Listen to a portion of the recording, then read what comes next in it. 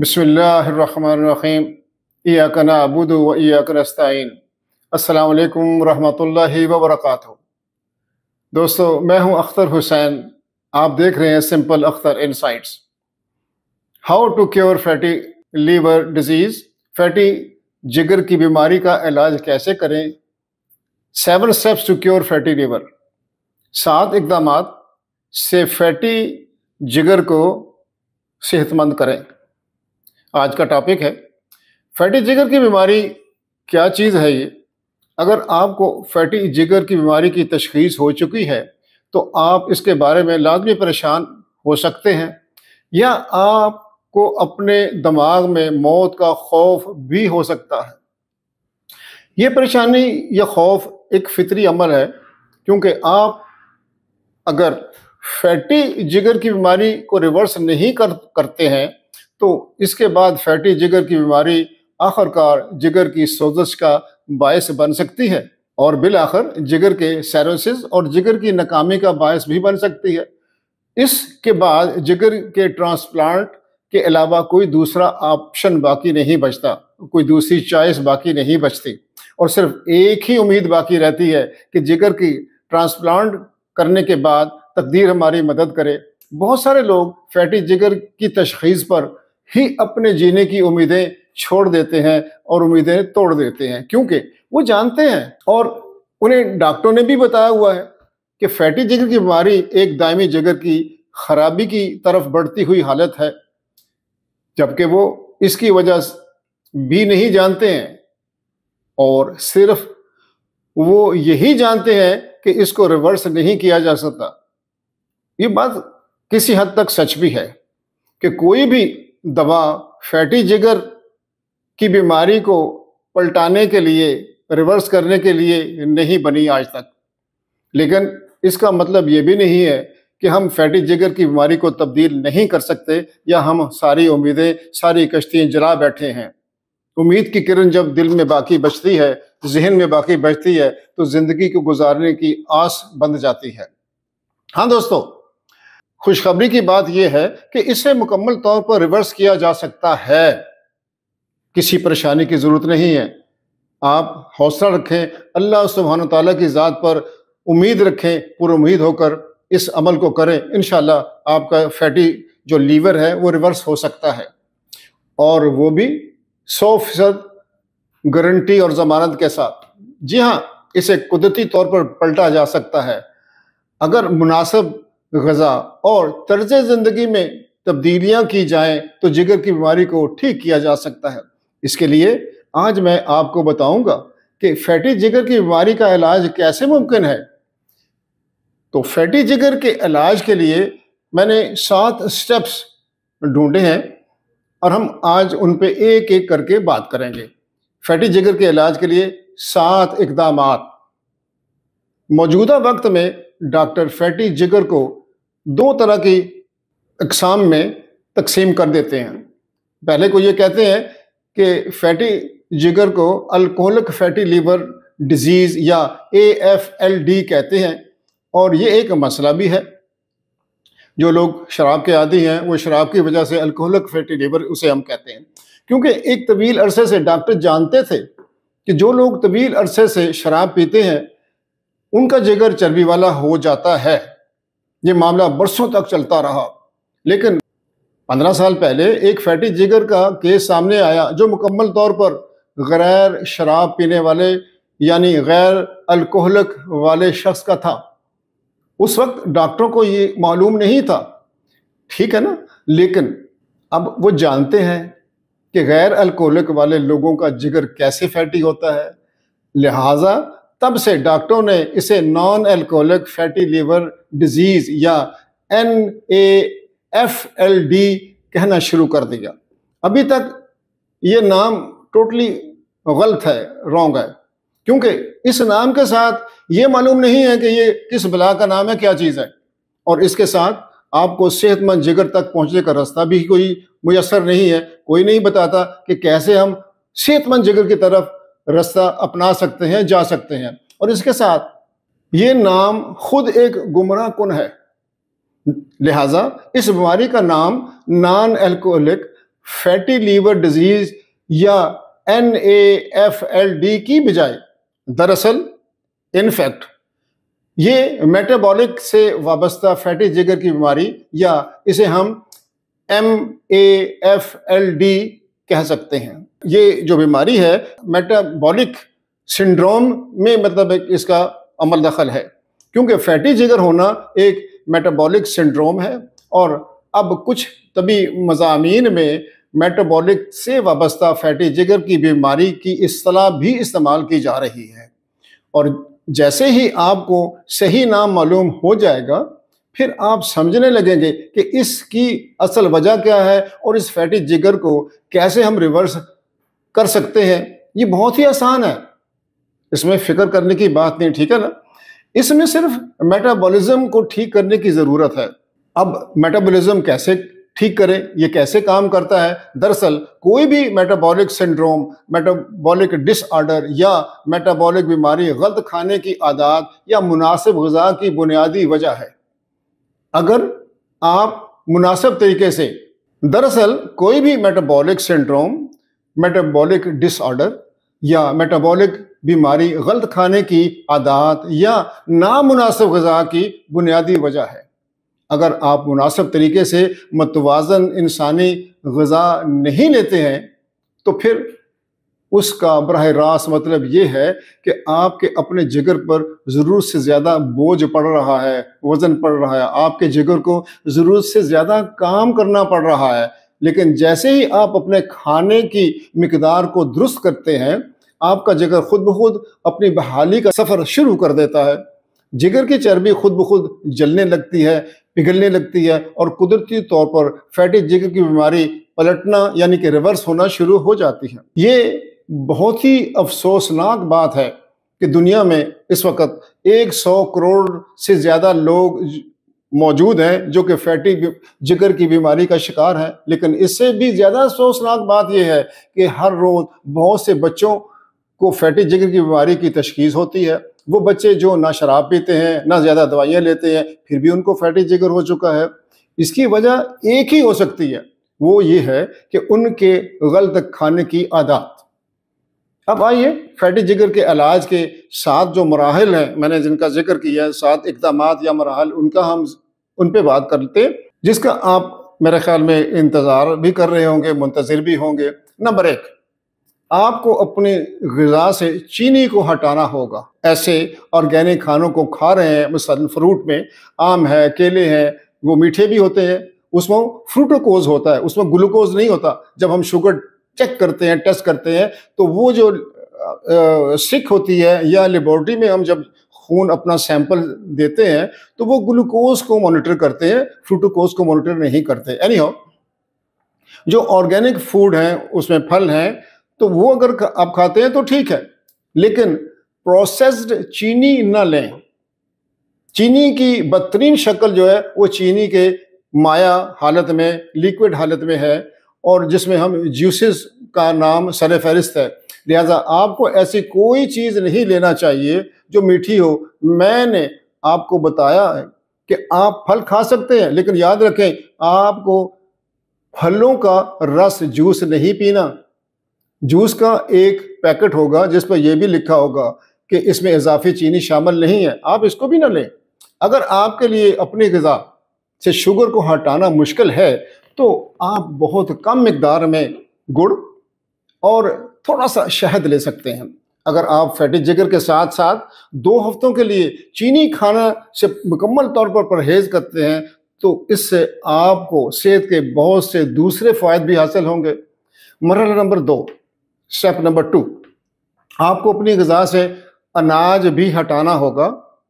اس کا مطلب ہے کہ آپ کو کوئی اناج نہیں کھانا چاہیے، خاص طور پر گندم، مکئی، چاول، سویابین کی پھلیاں وغیرہ۔ اب آپ کہیں گے کہ ہم یہ کیسے کر سکتے ہیں؟ اگر آپ چاول یا روٹی نہیں کھاتے ہیں تو پھر آپ کیا کھائیں گے؟ تو محترم سامعین و ناظرین، آپ اس چیز کو سمجھیں کہ فطرت کے لحاظ سے انسانوں کے لیے اناج یا کھانا نہیں بنائے گئے تھے، لیکن جیسے جیسے تہذیب کی ترقی ہوتی گئی ہم نے کھیتی باڑی شروع کی اور اناج کاربوہائیڈریٹس کا ایک آسان ذریعہ ہمارے لیے بن گیا۔ गंदम का जिक्र कुरान पाक में भी मौजूद है।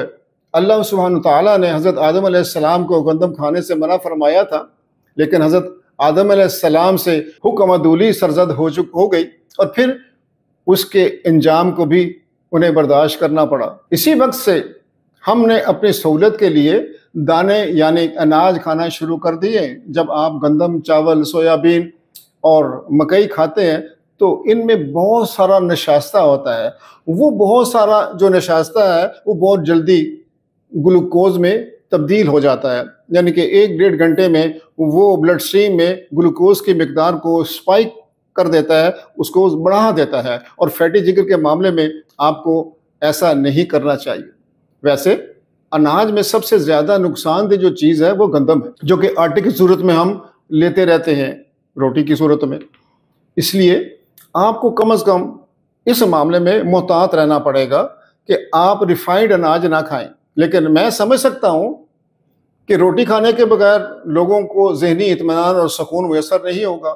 इसलिए मैं ये कहूँगा, आप रोटी खा सकते हैं लेकिन उसमें कुछ सब्जियाँ, यानी कि उसमें फाइबर, सब्जियाँ या चोकर बगैर छना हुआ, मतलब जो अनाज है उसमें दूसरे अनाज भी शामिल हैं, बाजरा है, जवार है, दूसरे अनाज भी उसमें शामिल है, लेकिन वो उसका जो चोकर है, भूसा है, वो उससे निकला ना हो, क्योंकि उसमें बहुत अच्छा फाइबर है, गुड फाइबर है। दूसरे अनाज आटे के साथ मिलाकर हम उसकी रोटी बना सकते हैं। नंबर 3, इसे हम जो भी मिक्स करके बनाते हैं, हम इसे मिलेट की रोटी कहते हैं या जामे रोटी कहा जाता है। डॉक्टर कहते हैं कि घी बिल्कुल ना खाएं, सरसों का तेल ना खाएं, रिफाइंड तेल ना लें, सूरजमुखी का तेल, सोयाबीन का तेल, चावल की चोकर का तेल, मूंगफली का तेल, कोई तेल ना लाएं।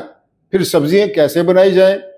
नंबर 4, 3 किस्म के फल जो हैं जिनका तेल इतदाल में इस्तेमाल हो सकता है। एक नारियल का तेल, दूसरा जैतून का तेल, तीसरा सरसों का तेल। बादाम का तेल भी इस्तेमाल, तो वो खाने में इस्तेमाल नहीं हो सकता। नारियल का तेल बेहतरीन तेल है। आप बहुत कम नारियल के तेल के साथ, बहुत थोड़े से नारियल के तेल के साथ अपनी सब्जी तरकारी बना सकते हैं। नंबर 5, आम जो वेजिटेबल ऑयल है, जैसे हम डालडा, बनस्पति घी कहते हैं, इसके बारे में मैं कतन आपको सपोर्ट नहीं करूंगा। ये इंतहाई मुज़र तेल है। इसमें वेजिटेबल नाम की कोई चीज़ मौजूद नहीं है। इसमें खाना पकाने के तेल में कोई मानी खेज ग़िज़ाइयत भी मौजूद नहीं है। ये बेरंग, बेबू, बेज़ायक़ा है। बल्कि ये सारे वेजिटेबल तेल जितने भी बने हुए हैं, ये जिगर की सोजश और ऑक्सीडेशन में इजाफा करते हैं। सबसे बढ़कर ये बदतरीन कोलेस्ट्रॉल यानी ट्राइग्लिसराइड पैदा करते हैं और ये आपके फैटी जिगर होने में अपना हिस्सा डालते हैं, शामिल करते हैं। नंबर 6, आप एंटीऑक्सीडेंट, प्रीबायोटिक एंड प्रोबायोटिक खानों का इस्तेमाल कर सकते हैं। आप तमाम सब्ज पत्तों वाली सब्जियां खा सकते हैं। धनिया के पत्ते, तुलसी के पत्ते, सलाद के पत्ते, बीटल के पत्ते, मूली के पत्ते, आजकल लोग आम, अमरूद, जामुन के पत्ते भी इस्तेमाल करते हैं, वो खाते हैं। आप कोई भी सब्ज पत्ते खा सकते हैं जो आसानी से आपको मैसर हों। अब ये पत्ते कितने खाने चाहिए, कितनी मिकदार में होने चाहिए, तो जानिए मैं आपको बताता हूँ। ये सब्ज पत्ते आपने अपने जिस्मानी वज़न की मुनासबत के साथ खाने हैं। मिसाल के तौर पर आप एक फैटी लिवर के मरीज़ हैं और आपका वज़न जो है वो 70 किलोग्राम है, तो आपने किलो को छोड़ देना, इस 70 को पकड़ना, 70 ग्राम। तो आपने वो सब्ज पत्तों की जो मिकदार है वो 70 ग्राम लाजम खानी है। आप इससे ज़्यादा भी खा सकते हैं, लेकिन कम से कम जितना आपका जिस्मानी वज़न है तो उसके बराबर ग्राम्स में 70 किलोग्राम की बजाय आपका वज़न अगर 70 किलोग्राम है तो आपने 70 ग्राम पत्ते खाने हैं। आपको हर दिन सब्ज पत्ते बगैर किसी नागे के खाने पड़ेंगे। ये एक कुदरती दवा है। सब्ज पत्तियों में जो क्लोरोफिल होता है वो फैटी जिगर को नॉर्मल यानी कि रिवर्स करने में बहुत ज़्यादा मददगार साबित होता है। नंबर 7, रोज़ा। फास्टिंग भी फैटी जिगर को सेहतमंद करने में बहुत मदद फराहम करती है। रोज़ा जो है, फास्टिंग जो है, ये फैटी जिगर को नॉर्मलाइज करने में, इसको रिवर्स करने में बहुत मदद फराहम करता है। इसके लिए आपको 1-2 माह तक कम से कम 16 घंटे का इंटरमिटेंट فاسٹنگ کرنا ہوگی۔ بہرحال 8 سے 12 گھنٹے کا وقفہ لازمی ہونا چاہیے۔ مثال کے طور پر آج رات کے کھانے اور کل صبح کے ناشتے کے درمیان 12 گھنٹے کا وقفہ ہونا ضروری ہے۔ اس دورانیے کو کم سے کم آپ 16 گھنٹے تک بھی بڑھا سکتے ہیں، اور اگر ممکن ہو تو اسے 18 گھنٹے تک بھی لے جا سکتے ہیں۔ روزہ دراصل ایک عمل کو سوئچ آن کرتا ہے، جسے ہم انگلش میں آٹوفیجی یا کچھ لوگ آٹوفیگی بھی اس کو پروناؤنس کرتے ہیں، اس کا تلفظ ایسے بولتے ہیں۔ آٹوفیگی کا جو طریقہ ہے وہ یہ ہے کہ جب انسان 6 سے زیادہ گھنٹے تک کچھ کھاتا پیتا نہیں ہے تو جسم بائی موت جسم کے اندر کچھ جاتا نہیں، تو کیا ہوتا ہے، تو اس جو جسم کے اندر ہمارا سٹورڈ جو فیٹ ہے جو جگر کے ارد گرد جمی ہوئی ہے، تو سب سے پہلے ہمارا جو باڈی کا جو سسٹم ہے، میکنزم ہے، اس فیٹ کو پگھلانا شروع کرتا ہے، جلانا شروع کر دیتا ہے، جو جگر میں چربی کو جلا دیتا ہے، اور اس چربی سے جسم میں پھر وہ توانائی پیدا کرنے کے کام میں لاتا ہے۔ آٹوفیگی کا پروسیس جگر کو ڈیٹاکس بھی کرتا ہے، جگر کی چربی پگھلاتا ہے تاکہ فیٹی جگر کو جلدی سے ریورس کیا جا سکے۔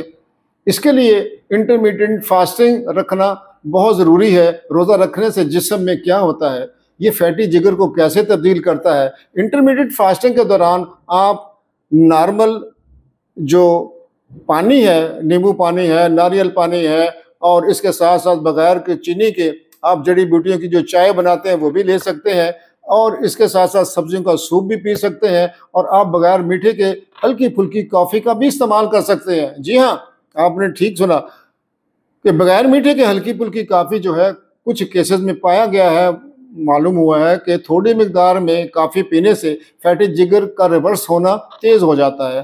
آپ کو 16 گھنٹے تک کا اگر انٹرمیڈیٹ فاسٹنگ روزہ رکھنا ہے تو اس میں مسلسل بغیر کسی ناغہ کے پابندی سے عمل کریں۔ روزے کے وقت آپ کو کوئی بھی اناج یا کاربوہائیڈریٹس کھانے کی قطعاً ضرورت نہیں ہے، لیکن جب آپ 8 گھنٹے کی ونڈو میں کھاتے ہیں، یعنی کہ اگر ہم پورے دن اور رات کو 24 گھنٹوں میں ڈیوائیڈ کریں تو ہم 8 گھنٹے کی ونڈو اوپن رکھیں گے، 16 گھنٹے کی ونڈو بند ہوگی، یعنی کہ 16 گھنٹے میں ہم نے کچھ نہیں کھانا، 8 گھنٹوں میں کھانا ہے۔ جو 8 گھنٹوں میں کھانا ہے اس میں بھی 2 سے 3 بار آپ کھا سکتے ہیں، بیچ میں جلدی سنیک کھانا بند رکھیں گے تو اس کا کچھ فائدہ ہوگا۔ 2 سے 3 بار آپ کھا سکتے ہیں، لیکن اس کے درمیان سنیک کی جو ہے نا وہ بندش کرنی پڑے گی۔ اگر آپ کو درمیان میں کچھ کھانے کی عادت ہے تو اس کے لیے آپ کو شروع میں تھوڑی کوشش اور محنت کرنی پڑے گی، تھوڑی سی دشواری ہوگی، لیکن 3-4 دن گزرنے کے بعد یہ آپ کی عادت ڈیولپ ہو جائے گی، پھر آپ کو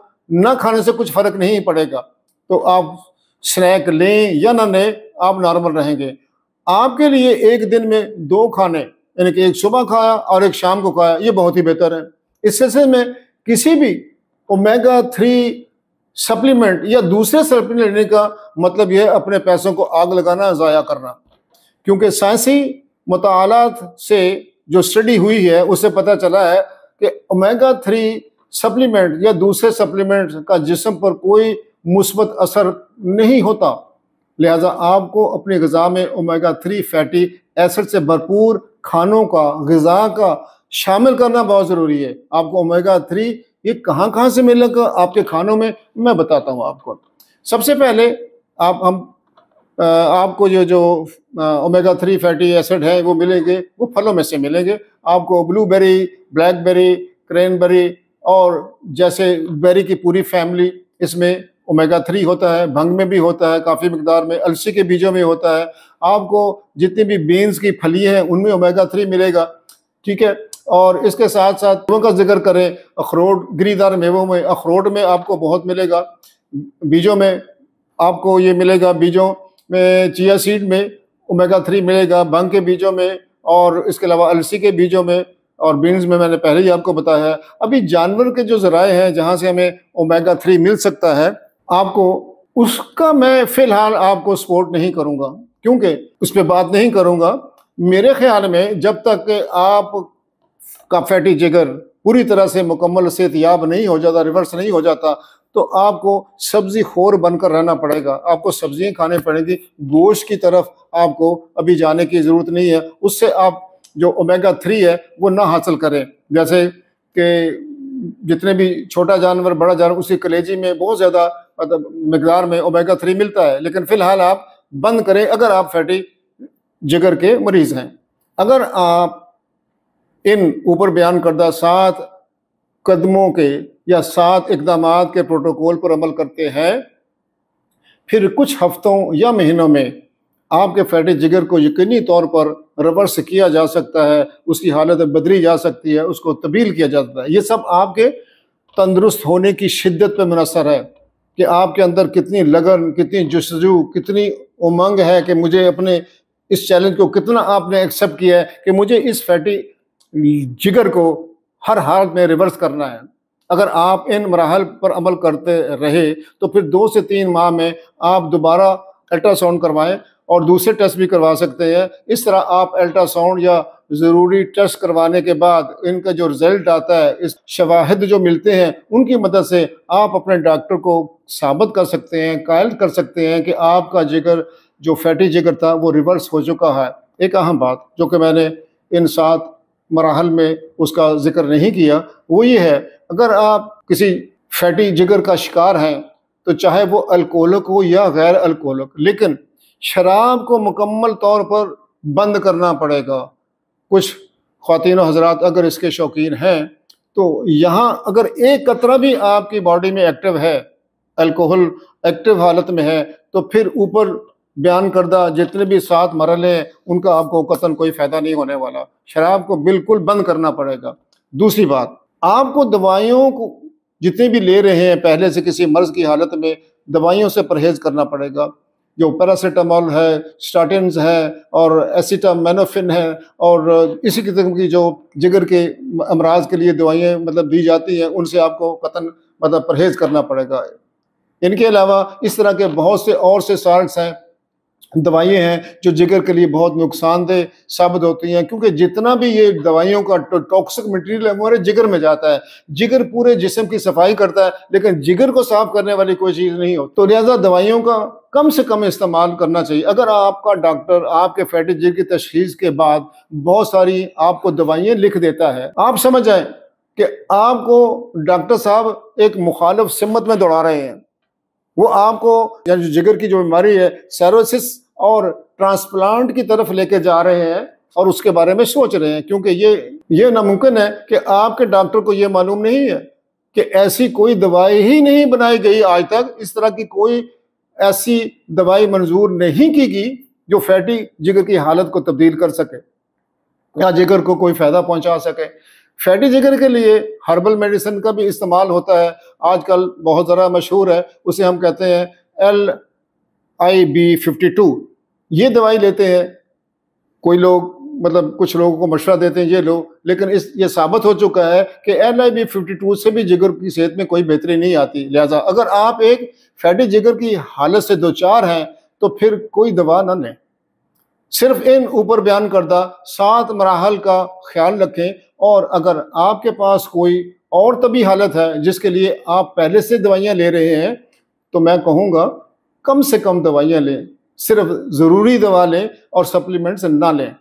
تمام سپلیمنٹ جیسے vitamin C, folic acid, iron اور لیتھیم کاربونیٹ یا دوسرے جو بھی سپلیمنٹس ہیں انہیں مکمل طور پر بند کر دیں۔ مجھے امید ہے کہ آپ آج کے موضوع کو سمجھ گئے ہوں گے، اور اگر آپ کے کوئی سوالات ہوں، کوئی آپ کو پوچھنا ہو تو تبصرے میں کمنٹس میں ضرور لکھیں اور پوچھیں، انشاءاللہ میں ان کے جواب دوں گا۔ دوبارہ ملیں گے، تب تک کے لیے صحت مند رہیے گا، خوش رہیے اور ہمیشہ آباد رہیں۔ سمپل اختر انسائٹ چینل سے جڑے رہنے اور اب تک کے سننے کا آپ کا بہت بہت شکریہ۔ ٹیگ لائن کو یاد رکھیے گا، بیماری، ڈاکٹر اور دوائی سے آزاد زندگی گزارنے کی طرف کوشش کو جاری رکھیے گا۔ یاد رکھیے گا، آپ کا دماغ آپ کا ڈاکٹر اور آپ کا کھانا آپ کی دوائی ہے۔ تو بہت بہت شکریہ، اللہ حافظ۔